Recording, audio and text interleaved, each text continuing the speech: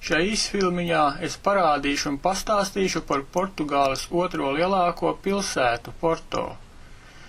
Un tā pilsētas Porto apskate ar viņu vietējo divstāvīgo pilsētas turistu autobusu. Ja pie mums Rīgu viesiem izrāda pa 2 stundām, tad portugāļi gan neskopojās svešajiem parādīt savu zemi, pilsētu un interesantākās vietas. Un tā ekskursija pa pilsētu ar iespēju izkāpt apstīties interesantākās vietas elektroniskā gida pavadībā ilgst 2 dienas, centrālais laukums, no kura attiet sākuma punkts. Tūlīt jautājums, cik tas maksā? 15 eiro. Jā, salīdzinot cenas precēm veikalos, ir apmēram mūsu nabaga Latvijas līmenī, toties ta zeme, kāda tur ir. Pareizāk sakot, zemes tur tikpat kā nav, viss ir vieni akmeņi.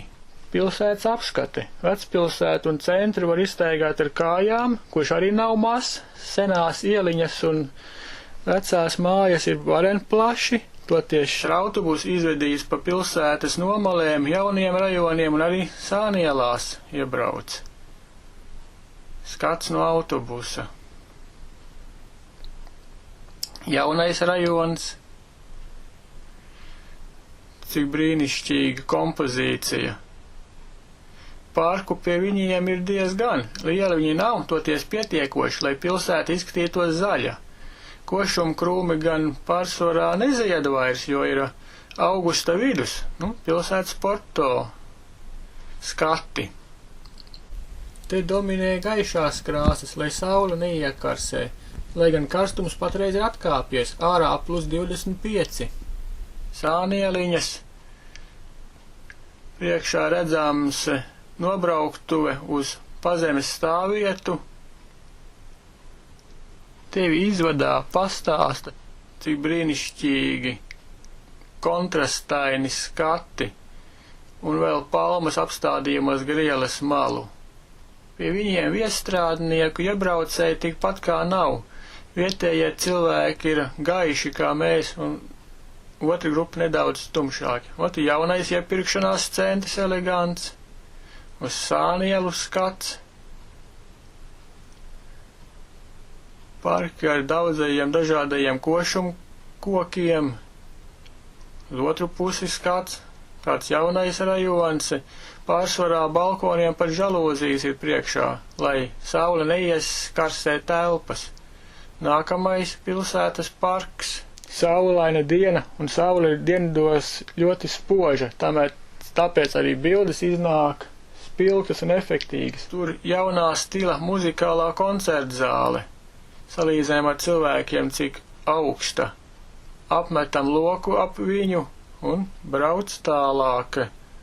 Priekšā interesanta reklāma.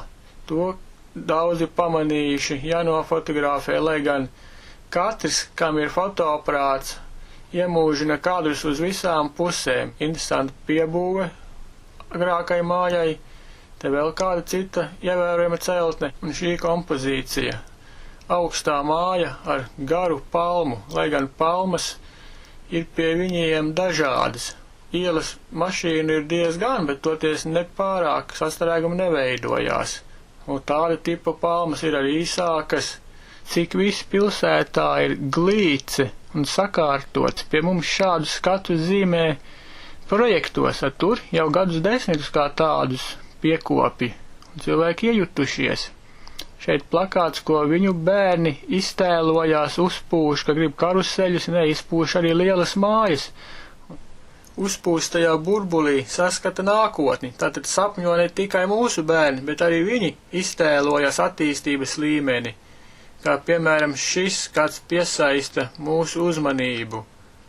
Cik viss ir košs un kontrastains, izrāda arī turīgo cilvēku mājas, kā šī un līdzīgas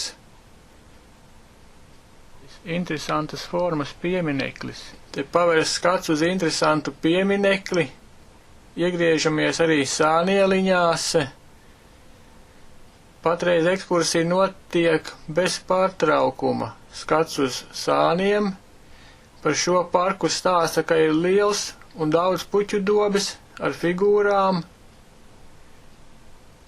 Ir arī šādas mājas nemazums.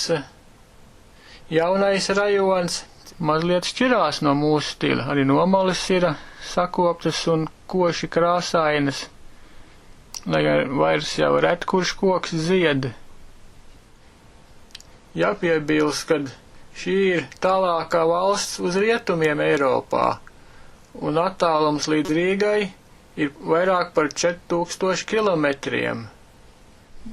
Mājas un iekārtojums jau apmēram tāds pats, toties tas stils, kā iekļaujās, nedaudz citādāks.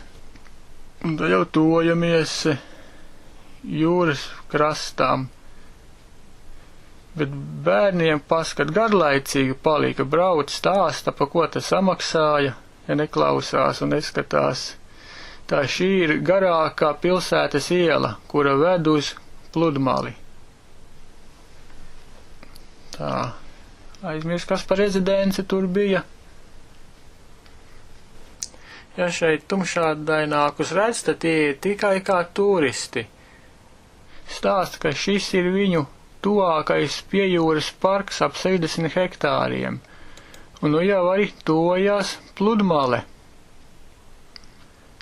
Gala punkts būs sasniegts Atlantijas okeāns, tātad maršruta tālākais punkts, arī ceļojuma tālākais punkts. Pēc 10 dienu nemitīgas braukšanas beidzot ir sasniegts okeāna krasts. Pirms autobus brauc atpakaļ, jāizkāp ārā un jāiziet pastaigāties gar krastmalu. Šai īsfilmiņai